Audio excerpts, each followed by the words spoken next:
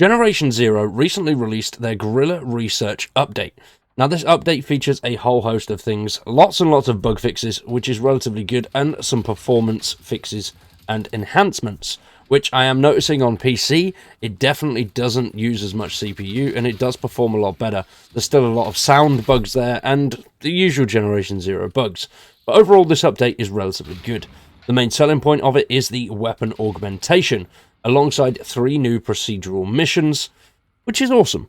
Procedural missions are great. They are a little bit lengthier than the previous procedural missions, which is nice. The previous ones were way shorter. They did say in their patch notes that they last around about 10 minutes. They don't last around about 10 minutes. You can do them really quickly, especially if you're using high-end weaponry or your end game. But the weapon augmentation is a great thing, and today we're going to go all into that. I'm going to tell you everything you need to know about weapon augmenting, how it works, how you can do it quickly and efficiently, and we'll have a little bit of a look at the augments themselves. Now, to get to the weapon augmenting, you'll need to come to the consumable crafting table, and then it is just on the slot on the right-hand side.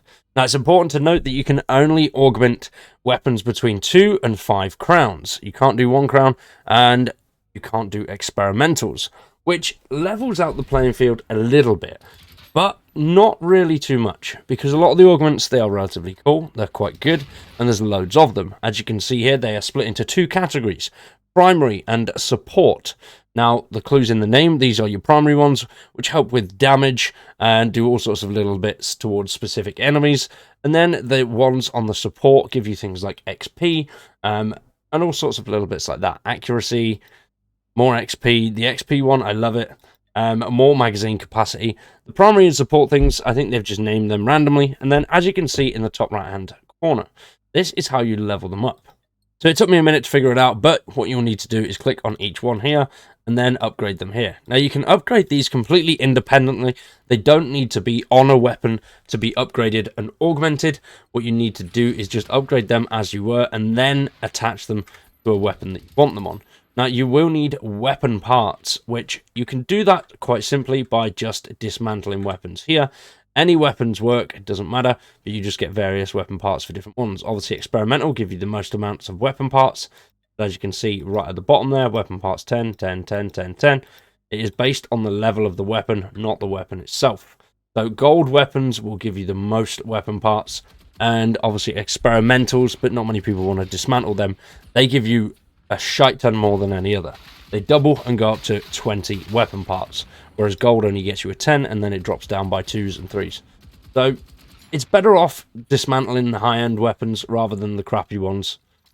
And the reason for that is it does cost quite a bit of materials to actually upgrade these augments and attach them to the weapons. So the research cost here to actually augment this weapon: 15 titanium, 75 steel, and 3 weapon parts. Now, nobody will have weapon parts yet because it's just been introduced.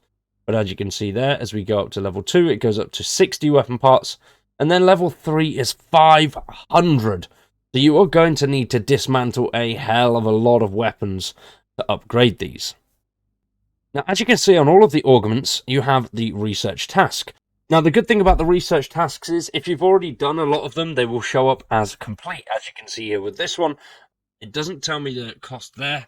But over with this one here, hit a machine from more than 75 meters away at 100 times, and then 75 meters away 500 times.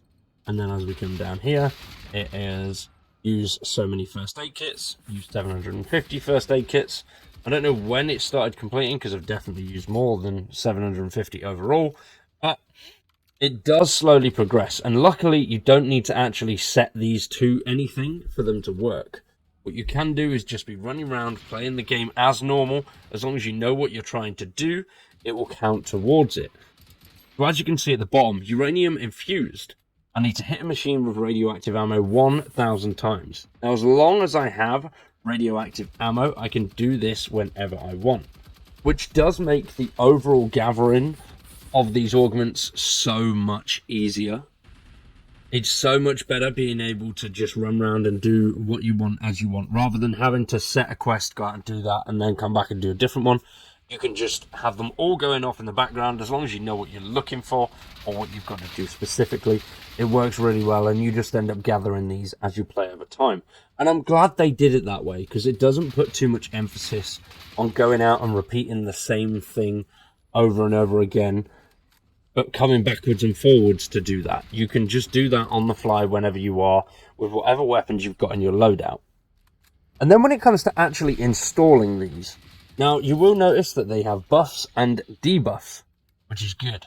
Now some of them are relatively good with no debuffs.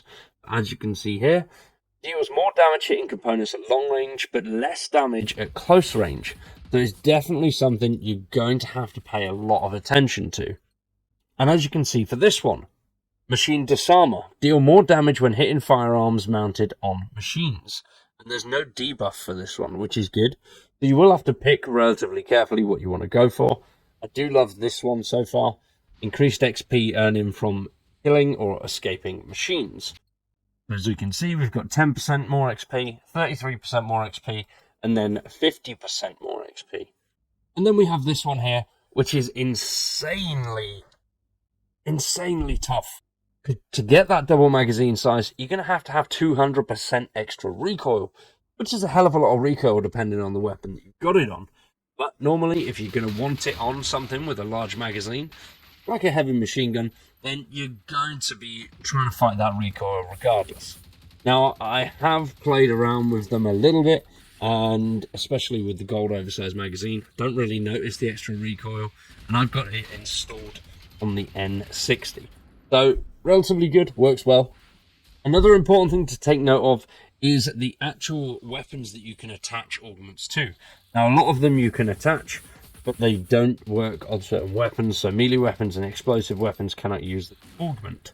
That's the bronze sharpshooter, or any sharpshooter. And then as you go down here, you'll be able to see it is not actually down here. Now, on most weapons, you've got between 10 and 13 augments on the primary side, and then between 8 to 10 on the support side. Another good thing to note is that these are actually independent of weapons, so you can upgrade them whenever you want. They don't have to be with a certain weapon and then upgraded when you move them over to a different weapon, which I like. That's relatively nice. You do have to pay the augment cost though, so if you want to actually lock it and place it on the weapon, you will have to spend that cost on each weapon that you put it on. But hopefully that has helped. If it has, please drop a like in the video and stick around for much more content.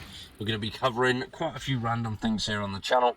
I have jumped quite back in for the Generation Zero update. I'm going to be covering a few other things here as well. We won't be back to daily uploads, but we'll definitely have 2 to 3 videos a week going forward. For now though, we're going to wrap that one up there. Thanks for watching. I've been Wad, you've been awesome, and we'll see you in the next one.